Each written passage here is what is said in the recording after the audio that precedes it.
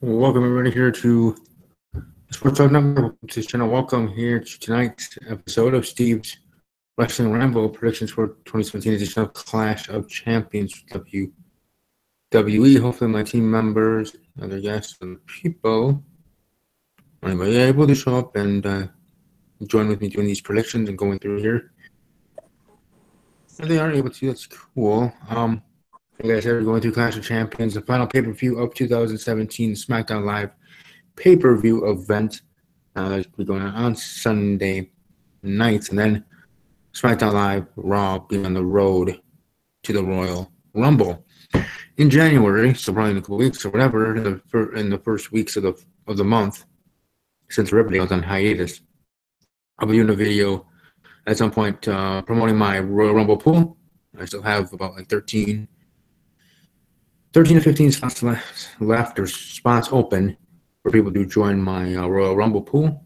And for that fun stuff, no money to win and no money to enter. It's free and fun. Really, the winner gets to be on my show. Open invitation to be on the show for a whole year up into the next year's Royal Rumble prediction episode. So my last year's winner, being good mic work here on YouTube, technically still is able to be part of any of my episodes all the way to the prediction show for the 2018 Royal Rumble. And then when the show starts at 6 p.m. Central on that Sunday night in January, when the show officially starts, then that prize is quote unquote rescinded and ended, and we get to that, the end of the show, that Royal Rumble winner, and then finding the Royal Rumble pool winner for the next coming year. So that's the rules, and that's the prize for the winner. Yes, I do have my team members part of that, and not myself, but my team members and others that are with here on YouTube and otherwise that are part of the Rumble pool that I've added in already. But I'll have, like I said, 13 to 15 spots open still for others that may want to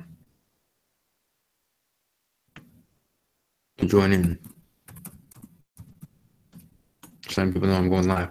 But anyways, I see one of my team members is here representing the team. Let's welcome Kyron Chase to the show. And Kyron, I hope everything is going well over there. And let everybody know how you're doing. Let everybody know your excitement level for this Sunday's Clash of Champions. Well, everything's going pretty good for the most part. I have a sore throat, so my voice might not be as loud as usual. Exam week at school started. And how excited am I for Clash of Champions? I'm not very excited, to be honest. I feel like people just kind of snuck up on me in a way. I mean, I haven't even done my actual prediction video on my channel. And I don't know if I will, at least not with my brother, because he's not really been watching the product. I'm going to watch the show, obviously, but my excitement level wasn't really very high for it. All right. Well, let's just dive right into it. Do this. Let's start with the pre-show match. Zack Ryder versus Mojo Rawley, former tag team members, now going one-on-one in the pre-show here at Clash of Champions. Who do you see getting the W here to start off that feud? Can you repeat that, Steve? Zack Ryder versus Mojo Rawley. Mojo Rawley. I don't really care for this match. I think Mojo's going to win, though. Steve, I'll be right. Okay, and for me, I'm going with Mojo Rawley as well for the win. As much as I want to go with Zack Ryder, I'm not going with Mojo Rawley. And moving right along, the Bludgeon Brothers against Breezango in a tag team match there. Set up this past Tuesday on SmackDown Live in the Go Home show. So with that match set up with the Bludgeon Brothers, a pretty good team. I'll throw it over to Kyron again. Who do you have to win that one with the Bludgeon Brothers facing Breezango? Obviously, I have the Bludgeon Brothers winning this match. I have the Bludgeon Brothers winning because there's no reason for them to lose. I have the Bludgeon Brothers winning, and there's no reason for them to lose. As much as Breezango's been entertaining, the Bludgeon Brothers are going to win. Okay. All right. And moving right along, actually, we'll go to the women's title match for the SmackDown Live Women's Championship. We have Charlotte Flair facing Natalya in a lumberjack match, lumberjill match. For the rest of the SmackDown Live Women's roster, they're going to be there around ringside, of course, being a lumberjack match. Who do you have winning in this match, Kyron? Charlotte Flair or Natalya? And do you see a cash-in by Carmella, Miss Money in the Bank, happening after, during, before, anytime during this match? I think Charlotte will retain the Women's Championship. I just don't see any point in giving it back to Natalya. I do feel like, one, they pissed away all of Charlotte's momentum since winning the title. And the Riot Squad, I'm not really a fan of that storyline or Absolution, if I'm being completely honest. And what else was I going to say? Do I see a cash in for Carmella? I really doubt it, but I could see maybe like after the match, the Riot Squad attacks Charlotte, Carmella catches in, and Carmella joins the Riot Squad. I could see something like that happening. But as for the match, I'm picking Charlotte. All right, I'll go the same way. I'm going with Charlotte Flair to win. I am actually going to be doing a live reaction to this match, as I kind of have done for the past couple of months with SmackDown Live events, to include Survivor Series being co-branded for the SmackDown Live Women's Championship matches, just in case Carmella actually cashes in, whether successful or unsuccessful. Either way, thinking each week or each month when SmackDown Live has their next event that, oh, this is when she's going to cash in, or this is the perfect time. No, this is the perfect time. And again, this seems like a perfect time, quote unquote, with it being a lumberjack match and having the Riot Squad maybe attack Charlotte after the match, and then everybody leaving, meaning everybody leaving with the Lumberjills and Riot Squad finishing beating up both Natty and Charlotte, so not just Charlotte, both of them, and Carmella being the last one to leave, and she's about to actually enter going to the gorilla position there, and thinks about it, changes her mind about face, turns around and goes back to the ring and cashes in. Whether successfully or unsuccessfully, I kind of am hoping this is going to be when she does cash in. Hopefully successfully, as I've been saying. Have your first Miss Money in the Bank cash in and cash successfully to win the thing. So I hope that to be the case. We shall see. Renee here in the chat saying hello to me and Kyron. So hello, Renee. Thanks for being here. Thanks for being in the chat as well. She was Renee, Karen. She being a fan of our show, she was talking about was it Monday or Sunday night with the Ravens game because she's a Steeler fan over there. So it was the battle with the Ravens and the Steelers coming back and getting that W. So, but anyways, moving right along. Yeah, I know about that. I spoke to her on Twitter about it. Oh, okay. Congrats to the Steelers. You got us on this one. It was an incredible game to watch. But I have a good feeling we will meet in the playoffs again. That could be true. Could be dang true. But we'll certainly have to find out and see how that is. Just like we will find out if the Packers, by a miracle, make the playoffs. Now that Aaron's back. But anyways, moving right along here, talking WWE and Clash of Champions, 2017 edition. We'll move on to the next title match. Remember, this is Clash of Champions where all the titles are on the line, all four of them here. I think four here for SmackDown Live. This is why, in my opinion, I wish and hope that in the future, Clash of Champions, or if it goes back to Night of Champions, I actually like Night of Champions better. I know that's a trivial thing to be worried about, but I just like the name Night of Champions better than Clash of Champions, because the namesake of Clash of Champions makes you think you're going champion versus champion like Survivor Series was, brand supremacy, battle, stuff like that, and Night of Champions being the Night of Champions, titles being defended and this and that. So just my weird thing, or what I care about that maybe I shouldn't, is the namesake of the show, or the pay-per-view event, and that's namesake. But either way, hopefully, Clash/Night of Champions, either way, is a still-run pay-per-view event, and hopefully it is like what Money in the Bank will be in 2018 in Chicago, Illinois, in my neck of the woods here in the Midwest. Will be now officially part of the Big Five, and maybe with Clash, Night of Champions be able to make it Big Six pay-per-views for WWE. Next match, we're going to predict your SmackDown Live Tag Team title match: the Usos versus the New Day versus Shelton Benjamin and Chad Gable versus Rusev and Aiden English in a fatal four-way match for the SmackDown Live Tag Team Championships. So it's going to be pretty good. Might even be match of the night. But Kyron, what say you? Who do you see leaving Clash of Champions as the SmackDown Live Tag Team Champions? First of all, let me say this is the only match, maybe other than the tag team match later, I'm looking forward to. Because I think all 4 tag teams are very good, and I could see it being the match of the night. As to who I think is gonna win, I think it'll be the Usos because New Day and Usos have feuded over the title for a long time, so I doubt New Day is gonna get them back. Rusev and Aiden English just got 2 victories over both Usos and New Day, and I don't see them winning. And Benjamin and Gable, as they're a good team, but they just haven't really proven anything because they barely used them. And I could see them getting the titles, but not yet. So I'm gonna go with the Usos. All right, and for me, I'm actually going to go out on a limb and go with Rusev and Aiden English to win the tag team titles, keep on that momentum. Yes, they would want. Maybe they have been winning, as you said, and that should say that they're not, and we'll see. But for me, Rusev, do have him actually be, a champion, tag team champion, ride the wave of that, and their popularity as a tag team a little bit while longer and moving along in that sort of thing. So for me, I'm going Rusev and Aiden English to win that match. Moving along to the United States Championship triple threat match, Baron Corbin versus Bobby Roode versus Dolph Ziggler.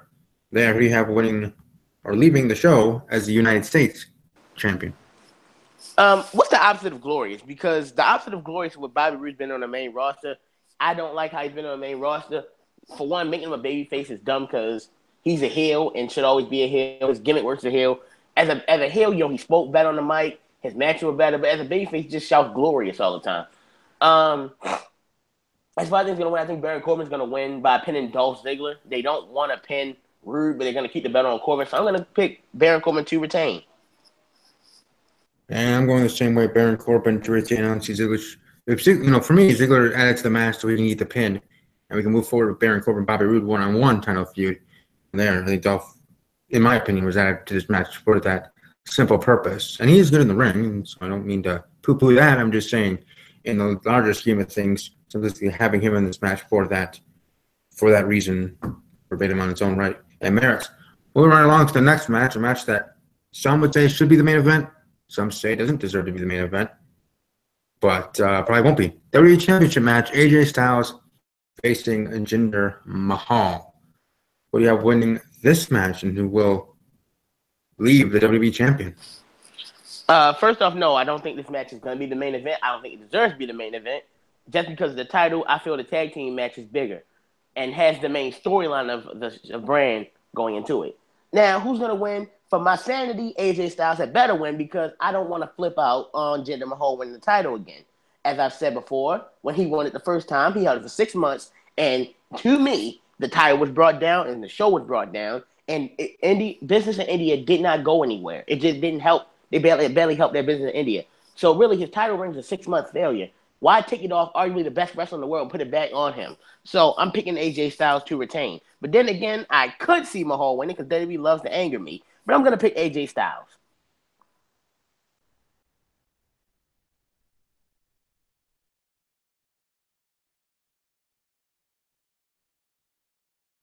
Yeah, sorry about the silence. Anyways, I'm actually going to go with Jinder Mahal to win the WWE Championship. I think the reason they took it off of him was main reason AJ Styles versus Brock Lesnar being the better match for Survivor Series, and it was a pretty good match. Also, with Kevin Owens being pulled off the show in India, which was supposed to be him facing Jinder for the title, and what probably would have been just a simple, successful title match for Jinder there, winning in his hometown, and other such. And then having Triple H take Kevin Owens' place, and this being a simple one-on-one match.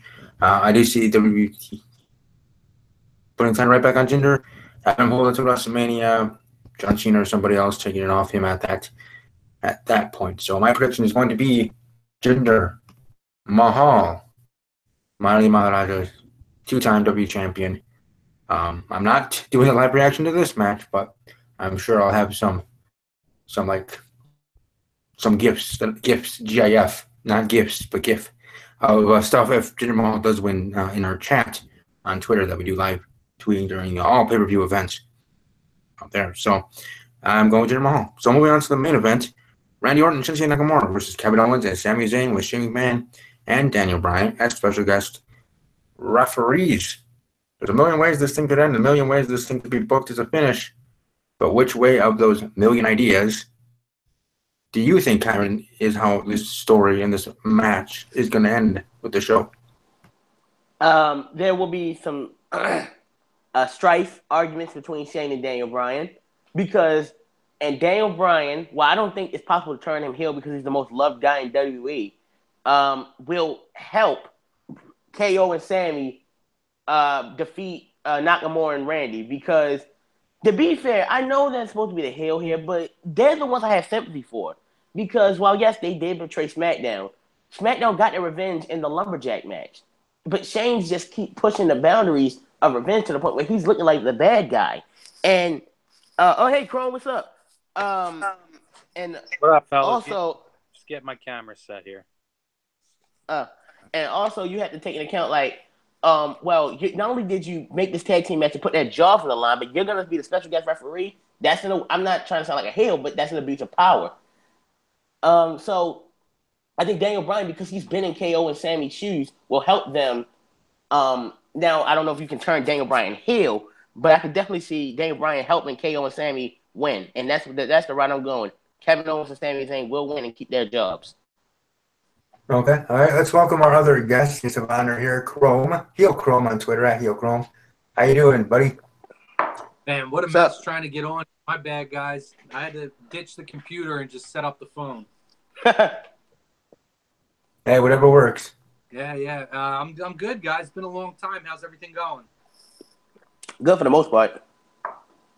Going well. We're already at the main event, so we'll just start for you at this main event. Who do you see winning, Sami Zayn and Kevin Owens, or Shinsuke Nakamura and Randy Orton?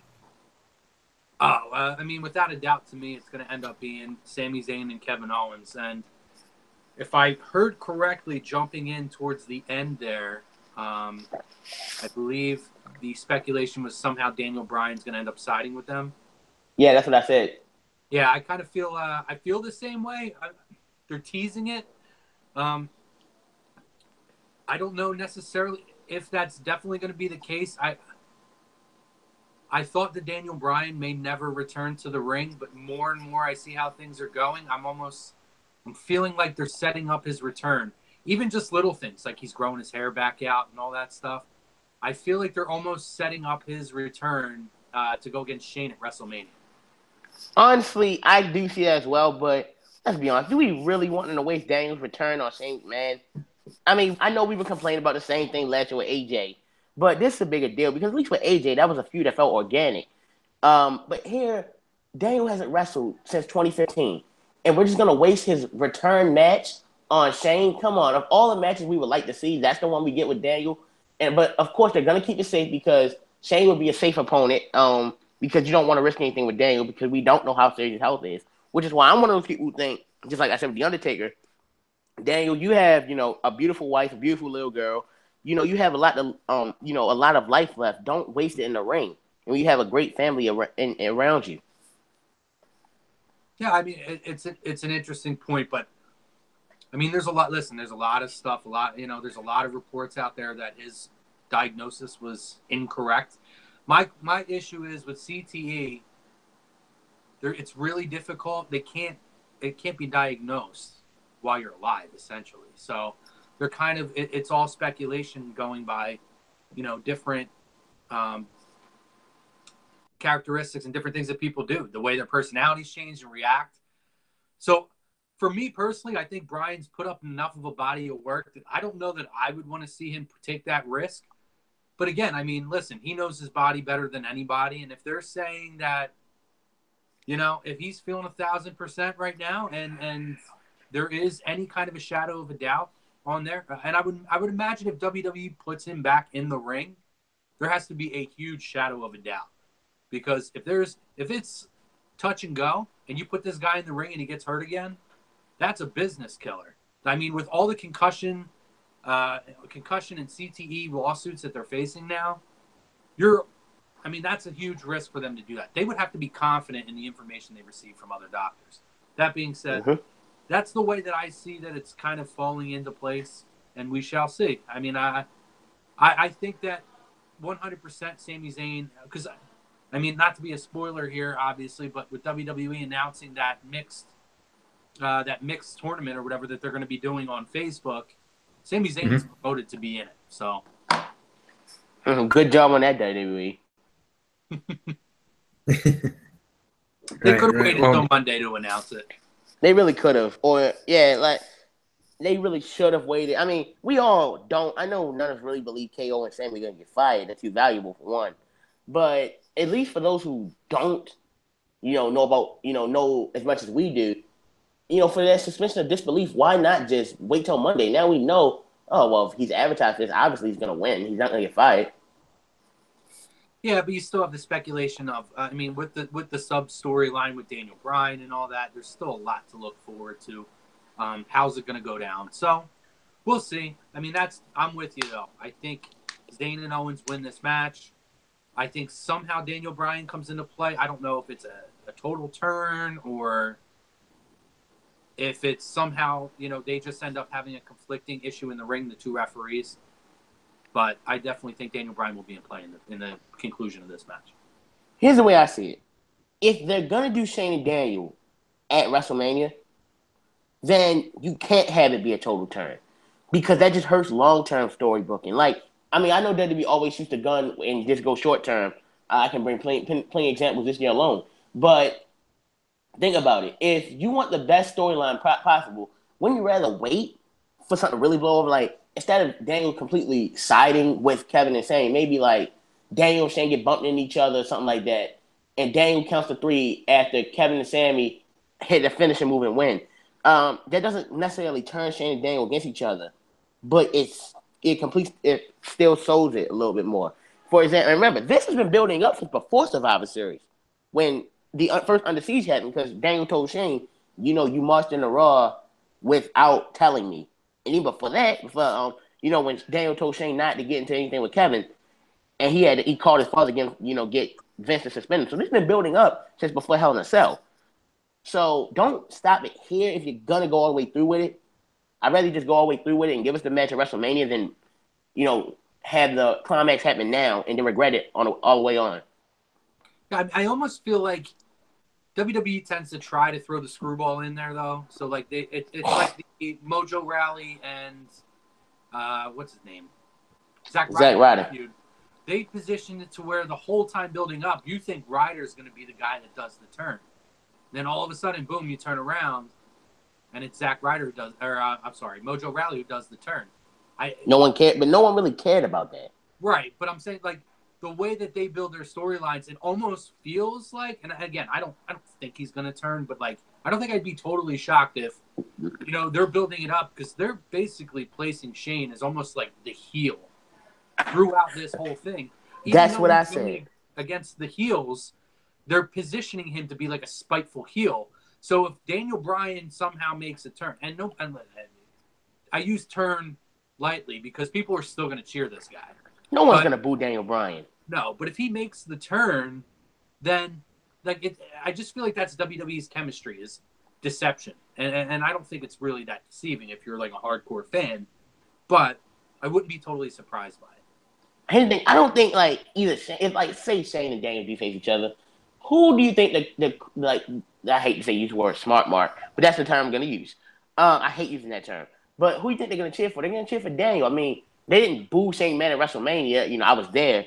We did side with AJ more, but no one really booed Shane. So, but the thing about it is, I don't even know if AJ has a love that Daniel Bryan has. So, I think especially if they do try to make Daniel the heel, it's gonna backfire. If you're gonna do it, you might as well make Shane the heel, but I just can't take another heel McMahon. You got Stephanie, who she should be a heel. Triple H was a heel. Vince usually is whatever he has to be at the moment. I don't consider Vince a heel or face at this point. Shane's always been organically a face because everyone loves Shane McMahon. He's always been most people's favorite man. Turn him heel, then the only face match we have are Kurt and Daniel. So I don't want it to happen because I don't want neither man to turn heel for different reasons. And for me, I'm going the opposite way. I'm going with Randy Orton and Shinsuke Nakamura getting the win, and Kevin Owens and Sami Zayn, quote-unquote, fired from World Wrestling Entertainment. And then maybe they have them coming back, Stephanie McMahon Because remember, I don't know if you guys saw on WWE's YouTube channel, and I'm sure on Twitter at WWE, the video interaction with Sami Zayn and Kevin Owens, with Stephanie McMahon after Survivor Series, having that little interaction, handshake, and whatnot. So maybe they come back into WWE by Stephanie McMahon, maybe the Raw right after Clash of Champions on the 18th, and move on from there, maybe. But I do see Randy Orton and Shinsuke Nakamura getting the W here, and moving on from there. Like even with the whole Sami Zayn being promoted for the mixed match challenge that WWE is doing on Facebook Watch, that's I think January 18th. Remember, that's going to start. They always can change, subject to change, like any card for any show. So they could plug somebody in there or move him over to Raw and him still be part of it, but now on the Raw brand and mixed match with a female on that side. It's an easy switch. It's an easy change. It's an easy change on posters or on the whatevers or anything online. Just change it over to the other brand or just eliminate them altogether. As technically they did because they had somebody else on W.com than what was announced in the YouTube video. But anyways, for that being a simple fix. So I don't see that already screaming that Sami Zayn and Kevin Owens are going to win. Doesn't mean they're not going to win. I'm just saying it doesn't automatically, to me at least, say that has to be the way it's going to go down. So for my prediction, in my opinion, I'm going with Randy Orton and Shinsuke Nakamura to get the W. Sami Zayn and Kevin Owens, quote unquote, fired from WWE and come back either the night after or then the week after, or maybe on the Christmas Raw. If not, the night after, of course. Coming to Monday Night Raw, Stephanie McMahon signing them, Stephanie and Kurt, and this and that, and going from there, and maybe you can even have Kevin Owens back in the mix for the Universal title. Never got his rematch from Goldberg. I'm sorry, Steve. I didn't mean to cut you off. No, go ahead. You have a thought. How is Kevin supposed to get a shot at the Universal title if the champion's never there? Maybe that might not be happening until after WrestleMania, but I don't know. I'm just saying, maybe that's in the plans moving forward. I don't know. Just my way of thinking of this booking this match and predicting Orton and Nakamura. What do you think about it, Chrome? My thing is, they emphasize that not only are they fired from SmackDown, they're fired from WWE. Exactly. I can't see the next night or even within a couple of weeks them bringing them back. I could see them being off of TV for 2 months and then pull them back. But they're too much of a draw right now, and I don't see that happening. I love what Zayn's doing with Kevin Owens. He's actually a really great heel. I didn't know what kind of a heel he would be. I didn't think it'd work. Nah. What's that? I didn't think Sammy would work as a heel. It's just the fact, he's just a natural babyface. Heck, his theme song was a babyface theme, but somehow he turned it into a heel song some way. I gotta commend him for that. Yeah, but I think he's even better as a heel than he is as a face. I mean, at least for now, he was just too much of the pretty boy 80s and 90s, like, hey, go lucky. Hey, let's go get the win. We're the hard worker type of guy. I love him as a heel right now. I just don't see them making that about face that quickly. And there's a lot of support for them. I love the whole Yep movement thing and all that. Their appeals to Daniel Bryan. Like the whole Occupy SmackDown, obviously not working this thing. I think it's all great. To take that off, and I think SmackDown, maybe you guys disagree. I still feel like SmackDown's roster's thin.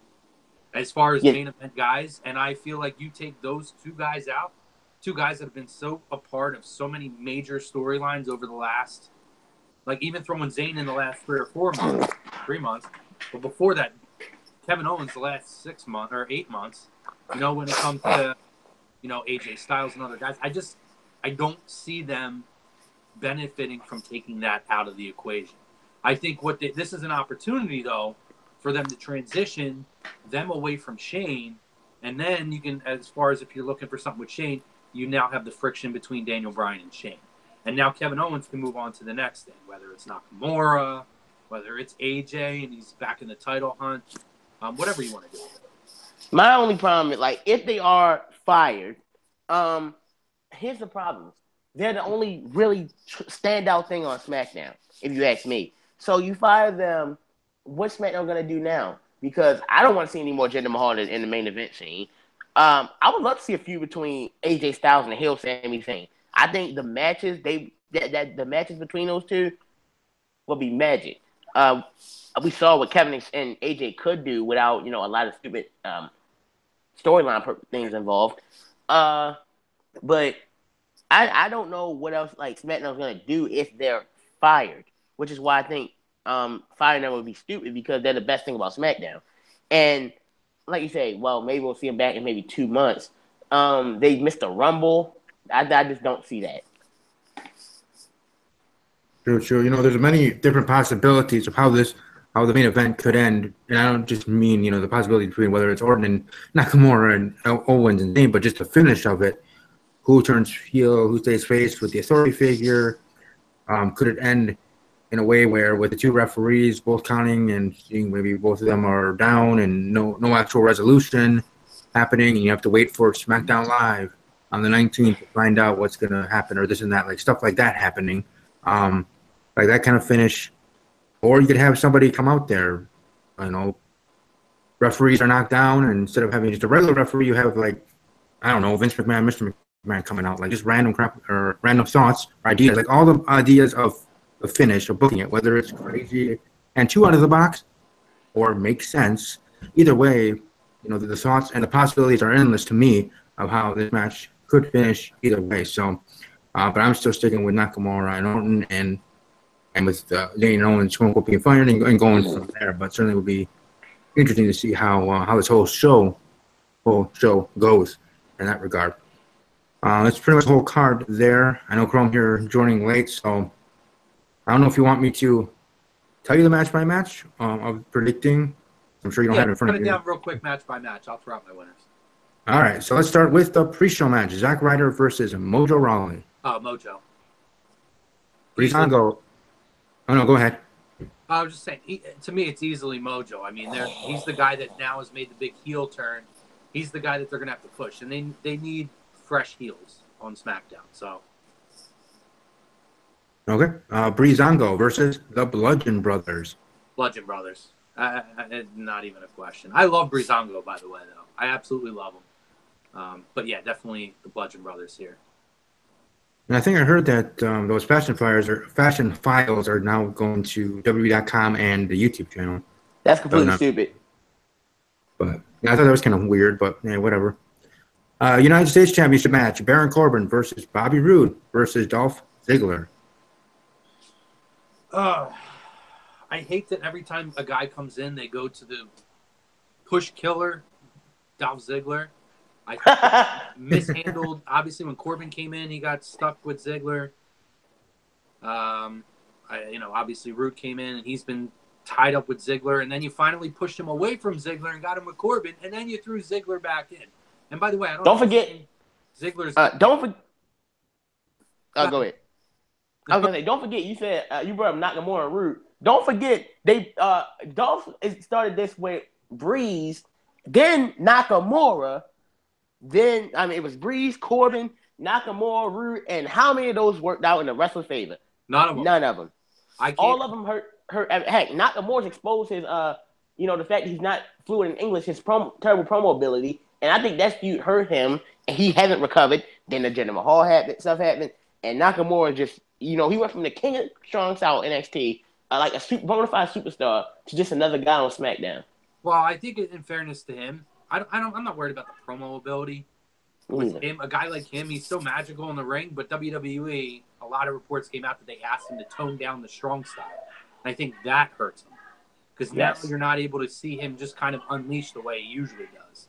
But again, I totally agree. Everybody that they put Ziggler in as their initial feud has been an absolute disappointment.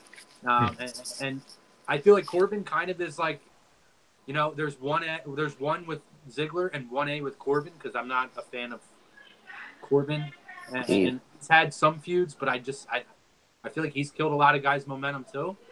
That being said, I think that Roode wins this match. I hope he does. Back to Ziggler real quick. I don't understand Ziggler. They did the awful changing of I don't get into gimmicks and this and that, coming out to no music. absolutely tanked. So now all of a sudden he comes out and it's almost like if you heard his commentary the other day, it's like, is he a heel? Is he a face? Because like he's like, oh, I don't like Bobby Roode, but he earned my respect. Like I don't know what he is. I don't think WWE knows what he is. The best thing for Ziggler is if he like went away for 4 to 6 months and came back. It's not that they need to release him, but like he just needs to be off of TV. Give people a chance to like anticipate something with him, like a return. And here's the worst thing about, you bring up, the feud kills with Ziggler. At the least, could they have been good matches? Like, let's be honest. None of the matches with Breeze were good. The match with Corbin, they had, 3 consecutive pay-per-view matches, and none of them were good. The match with Nakamura Backlash was definitely the most disappointing because I remember going to that match saying, this is a bona fide match of the year contender. And it fell flat. And the match with Rude at Hell in a Cell was terrible. Well, that had to do with poor placement also, with it being right after the not right after the Usos and New Day Hell in a Cell. But still, like, you would think, well, Ziggler's a reliable hand. He can help these guys have a great match. And in theory, yes. But in execution, it's failed every time. Yeah, I don't understand why Ziggler's the guy to introduce everybody. It drives me nuts, and I totally agree with everything you said there. And for me, I think said when I did my prediction on it, Dolph Ziggler being added to this match just for him to eat the pin so we can move forward with Baron Corbin and Bobby Roode, one-on-one feud for the United States Championship moving forward. And here you're just adding Dolph Ziggler, throwing in him randomly because they had history, or that being the reasoning they said, with Baron Corbin and Bobby Roode. But in the end, being, the actual reason behind the curtain kind of reason is Dolph Ziggler to eat the pin and take the L, at least to me. Yeah, so I have Baron Corbin winning, but I have Baron Corbin pinning Dolph Ziggler with End of Days. I agree with you, but at the same time, like, why is he eating the pin? You already have Rude and Corbin by themselves. So why? You could have some kind of a fluky way where Corbin gets the win. He can get himself disqualified. I just don't understand the need to put Ziggler in this match. There's no need to put Ziggler in this match, especially if you're going to continue on and progress with this feud. Mm-hmm. So, and it's not like you could say, okay, well, now we want to transition Corbin off of Rude and put him back with Ziggler, because you've seen all these guys feud with each other already. It's nonsensical to me. I just don't see. The only way is if somehow they move beyond this.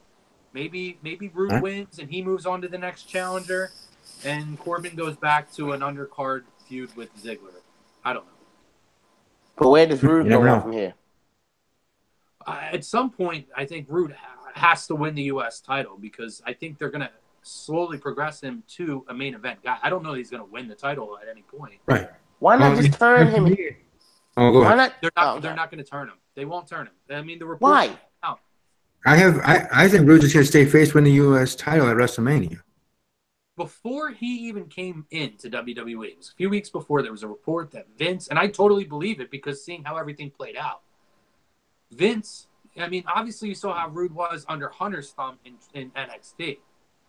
Coming up, Vince with his crazy, and I love Vince, but crazy old school way of looking at things, he thought that it's impossible to have a guy whose music is so over come in as a heel when he's going to be a face. So it was reported that he's probably going to come in as a face because Vince doesn't. It was either that or they were going to change his music. So they decided to stick with the music and turn him a face. So I didn't know whether to believe that or not. But once I saw how everything played out, I think that report was pretty good. And that was on it was on one of the credible sites. I can't remember which one it was. Might have been on Meltzer's. But here's the thing. But here's the thing with that. A thing that just says, "Oh, I'm glorious, how glorious I am." That is a heel thing if I've ever heard one. I mean, it's a glorious thing. I love the song. But if I'm a guy who constantly says I'm glorious and I'm the best at everything, obviously I expect to be a heel. And Rude, and I hate doing this because it happens every time. You can see between NXT Rude and main roster. Like, for example, NXT Rude, he talked better. He didn't wear a robe every night. Half the time he wore suits, and he carried himself like a true, winner. Here he just as a babyface, all he does is just sound glorious, and it's getting old. Well, I don't think he wears suits because they don't really do the in-ring interviews and stuff that they they do in NXT, where they have the promos in the ring. Hello? Yeah. You there? Can you guys hear me? Yeah. Yep. But they don't have like the promos in the ring like they do in NXT, like the old style of WWE where they would have that. They do it, but now they do it after matches. So logically, Rude for the most part when he's cutting his promos. Everyone good? I'm there. What's that? John, what are you doing? Everyone good? Yes. He's probably having a connection issue. Well, either way, for Chrome, we need to move on to the SmackDown Tag Team Championship match. The Usos versus the New Day versus Shelton Benjamin and Chad Gable versus Rusev and Aiden English for the tag team titles. Chrome, who do you have winning this match? Yeah, see, this is another one that I'm kind of like intrigued by because I like what the Usos have done. I like all these tag teams actually. Believe it or not, I really do like all these tag teams. I think that they each have found their mark, and I like.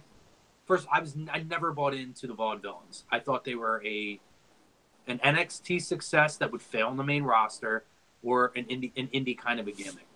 But I always, believe it or not, Gotch was not the guy I liked. I always thought that English would be a guy that could succeed in a right role. I didn't think he would be a top guy, but what they've done is they managed. It's kind of similar to Cesaro and Sheamus in a sense of you have two guys that are really doing nothing, and you just kind of throw some stuff at the wall sometimes, and it seems like it's working. Now you have the Rusev Day thing and all, and I love it. I absolutely love that they have Rusev and English together and kind of the dynamic between them. And one is a little more of the faster-paced guy in the ring, moving around, and then you have the big brooding powerhouse. I think I always felt like all great tag teams always had that. You always had the guy who could move around in the ring, the technical wrestler, this and that, and then you had the guy who would just come in and knock everybody around as the big powerhouse. So I love what they're doing with them. I like Gable and I like Benjamin. It's a little weird for me though because it's like all of a sudden they're heels, and it just kind of came out of nowhere. But I like the dynamic that they work in the ring. And as far as Gable, I mean, if you're going to substitute what's his face, and you're going to end up putting him with somebody else, you're going to want it to be Shelton Benjamin. Jason Jordan. Yeah, their chemistry has been really good in the ring. I feel like I would like it to be Rusev and English, believe it or not. I don't feel like the New Day needs it. I don't feel like the Usos at this point need it right now. I mean, I feel like a chase for them would be good. And you've had Benjamin and Gable in the picture for a while, though. I think that the Usos are going to retain, but I would like to see Rusev and English. All right, moving right along. SmackDown Women's Championship match: Charlotte Flair versus Natalya in a lumberjack match. What do you see getting the W there? Charlotte. I 100%. I think Charlotte, and I think this is going to be more about enhancing, the other ladies outside the ring. Or you might get a no contest, but I don't think Charlotte loses the title. I don't know how it's going to finish, but I don't think Charlotte loses the title. I think this is more going to enhance the Riot Squad, and I think Ruby Riott might be the next contender for the title. All right, and the final one here, WWE Championship match: AJ Styles versus Jinder Mahal.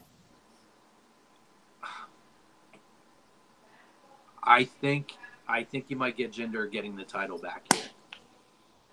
Unfortunately, I want AJ to continue with the title. I'm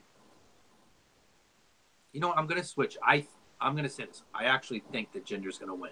I'm going to go with this one with what I hope, and my official prediction is going to be AJ because I want to see them build to AJ and Nakamura for the title at WrestleMania. That's what I want to see. Yes.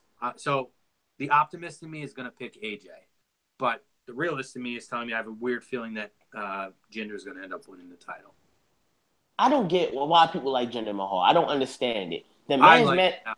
His matches are not entertaining. His promos are boring, and I don't get it. Okay, I just don't understand it. I think he's gotten much better. I think he's earned his spot. And you know what? His whole point is for everybody to hate him. That's what a heel does, and he's made it sure that everybody hates him. I love him. I think he's done really well. But here's the difference with that. I understand that Chrome, but it's not the fact that he's a good heel is why I don't like him. I don't like him because I think he's legitimately not that good. Has he improved? Yes. I still don't think he's that good though. Besides the match where he lost the title to AJ, I can say I haven't really enjoyed any of his matches, title matches, none of his pay-per-view matches. Heck, his match against Nakamura is the worst match I've seen Nakamura have. And I sat through his match with Corbin. Yeah. And his promos are just, oh man, his promos are almost the same thing. And the one time he tried to switch it up with Nakamura, we saw how that ended up. Yeah, but I mean, listen, when they're going for the whole me versus the United States and all that kind of stuff, or whatever it is, the American people, go back to WrestleMania 7. I mean, Slaughter cut some great promos for that, but it was the same thing over and over. That's what you do. You try to. Well, I wasn't around back then, so I wasn't around back then. Right. So I can't really. I was. But then even look at like Bret Hart. When Bret Hart and the Hart Foundation in the Attitude Era, everything, it was the same shit over and over. I mean, he found different ways of kind of saying things, but it also ended up being recycled material over and over about how his German fans love him, and all the European fans, and all the Canadian fans, and America stinks. And he harped on whatever pop culture thing was going on then to show why America stinks. And I feel like this is it's not that much of a stretch to say that's their chemistry. That's what they do when they're trying to get a guy to basically turn some guy who's from another country to turn. That's the best thing about it, though, is Jinder is actually Canadian. That's what I love about it. Yeah. But I think he's done a really good job. I've enjoyed what he's done. I think that he continues to get better. I thought they took the title off of him at a good time to kind of keep him fresh, and now he has to chase. I like that they didn't have him interfere in AJ and Lesnar, which I was afraid that might happen. I'm glad that didn't happen in Survivor Series. And I think it's been good. I have no problem with how they're building him. And in fairness, as much as everybody was against the guy, he's taken it in stride and he's done everything that he has to do. And I have no problem. Listen, you want a fresh face. In the end, we want fresh faces. Mm-hmm. He was a fresh face and gave us the exact opposite of what WWE usually gives us, which is a fresh face to surprise us and then get a push. I said this exact same thing when it first happened. I said, you know what? Let's give him a chance if it's something new. And I will give it. He's like the one thing I gotta give him credit for. And I don't give his credit to everybody. He's trying his best. He's doing the best he can do with what he's given. But regardless of how hard you're working, if I don't want to dog on anybody. I really don't. I try hard not to be a negative person. I try to be one of the more positive people on the channel. But I'm just not entertained by him. Whether it's a heel or not, good heel or not, I'm just not finding entertainment. All right, hey, to each his own. I respect that for sure. But even as I predicted, Jinder Mahal to win. Probably have Mahal versus John Cena at WrestleMania. Cena breaks Blair's record and his 17-time reign and move on from there. But I think see that. By the way, I could see that. If I believe whoever wins this is taking it into Mania, and I agree with you, Steve, because I think if AJ comes out of this, you get AJ Nakamura at Mania. I think you're going to get that anyway. But I think you get AJ Nakamura at Mania, and I think if Jinder wins, it's going to be Cena at Mania. 100%. Yeah, but here's the thing with that. I love John Cena, of course. He's one of my idols. I love Cena too. But here's the thing. I would love to see him get number 17, especially at WrestleMania. But on a card that's going to have Brock Lesnar versus Roman Reigns, because they're going to do it, wouldn't you rather see AJ versus Nakamura along with it? Because I think, I don't think John and Jinder will be as great as they obviously won't. But, AJ and Nakamura, that Wrestle Kingdom 10 match was great. And I don't even watch New Japan. I love that match. Getting on an even bigger stage around, both hardcore and casual fans, I think that would do amazing business for WWE. But with Jinder, I think, Jinder and John, John gets number 17. That's the highlight. That's the story. But how good will the match be? Meanwhile, with AJ and Nakamura, no matter who wins, the match is going to be great. Yeah, but they don't need the title. That's the thing. They don't need the title for that match. And WWE can put that on at WrestleMania. And still, I think in the end, WWE wants to have that match at Mania. And WWE wants to outdo that Wrestle Kingdom match. And they know that these two guys can do that. So for me, that's why I could see Jinder winning this match. I think regardless of if AJ's carrying the title or not, you can get this match and you don't need it. The hype around that match alone is going to be massive. Now, I think you want a huge hype around the title, and you have to fill a lot of spots for WrestleMania. It's like a 6-hour program. You don't need the title and everything. I think you're going to have a spot for Jinder. You're going to have a spot for Jinder at Mania. Whether it's, a type of, and there's no bigger way to put this guy in there than against John Cena. Very true. That's why the optimist in me wants to see AJ Nakamura for the title. I still think you're going to get it anyway. So the realist in me tells me, what's sensible to me tells me that Jinder wins the title here, holds it to Mania, and faces Cena. Yeah, like you said, Crum. Either way, we're getting AJ and Nakamura regardless. Like I'd bet my house on it. Like that match can sell on its own. Like you said, that can sell on its own. Cena and Mahal can't, because as big a name as Cena is, without the title, I don't think that match. Like me personally, I would love to see Nakamura Styles for the title, and I want to see John Cena face Samoa Joe at WrestleMania. That's what I want to see, because that's a match I've been dreaming to see for a long time that I haven't seen yet. So I want Cena versus Joe at WrestleMania. That would be great. And no matter who wins, I'm fine with. Yeah. I don't know. Great points for both of you. And thank Chrome for being here tonight for the predictions and everything. Were you able to, and of course, Kyron, part of my team, able to be here. And those watching live, archived as well. Welcome to like the video, share the video, subscribe to the channel, subscribe to their channels as well. But should do here for our predictions for WWE Clash of Champions 2017 edition. I'll let the guys promote their stuff and their channels and such like that, and we'll go on our merry way. We'll start with my co-host. We'll start with Kyron Chase. Follow me on Instagram, /bro_Kyron, Twitter, /bro_Kyron, DeviantArt, Kyron Chase, Tumblr, Kyron Chase. My YouTube account is Kyron Chase. I do videos on Sonic the Hedgehog, wrestling, My Little Pony Adventures with Magic.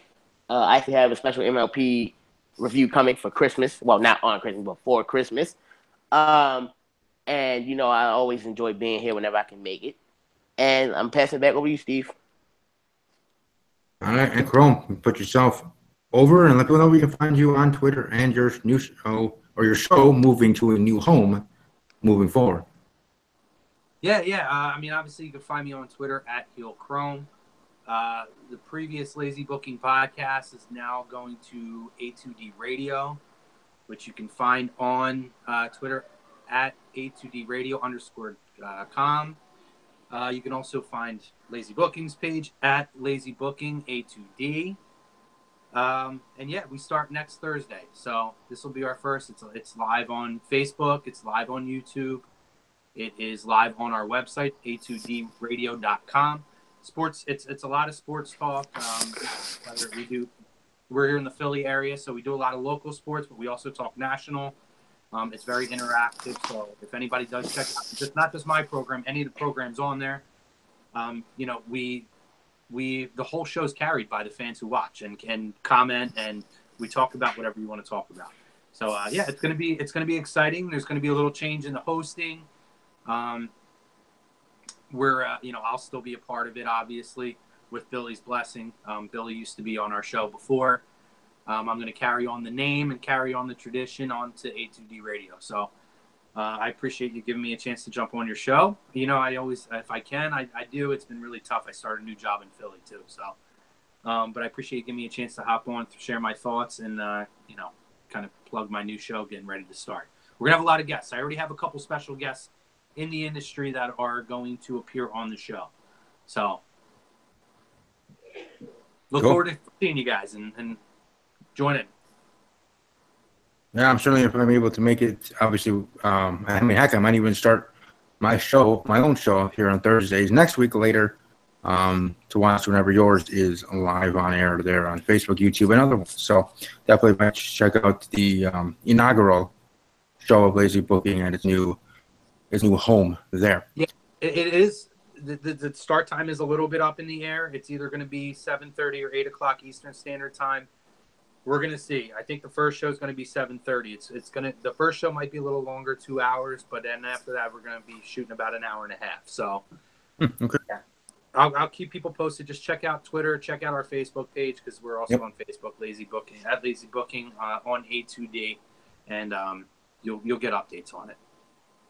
Sounds good. Everybody, welcome to follow me on Twitter @WWE_podcast. Subscribe to this channel Check out my other secondary channel that I'm not on too often, though, Animated Awesomeness, where I talk Star Wars: The Force of Evil, My Little Pony Friendship with Magic over there on that second channel. But here, everything sports and reviews. I'll be back here tomorrow, Friday, during the day with my Riverdale review of the mid-season finale of Riverdale. Also, Life in Pieces review I will be doing tomorrow, actually Life in Pieces. Tonight, 8:30 p.m. Central on CBS, Life in Pieces. So I'll be back tomorrow with that. I thank Chrome for being here, special guest, and Andres, my co-host, being able to be here, part of the team. Hope everybody else has a great evening, a great rest of your day if you are watching this on Friday. Either way, stay safe, have fun, enjoy your weekend, and mine will. I have Christmas parties, becoming a godfather, other things going on over the weekend, so I'll be a busy bee of my own. But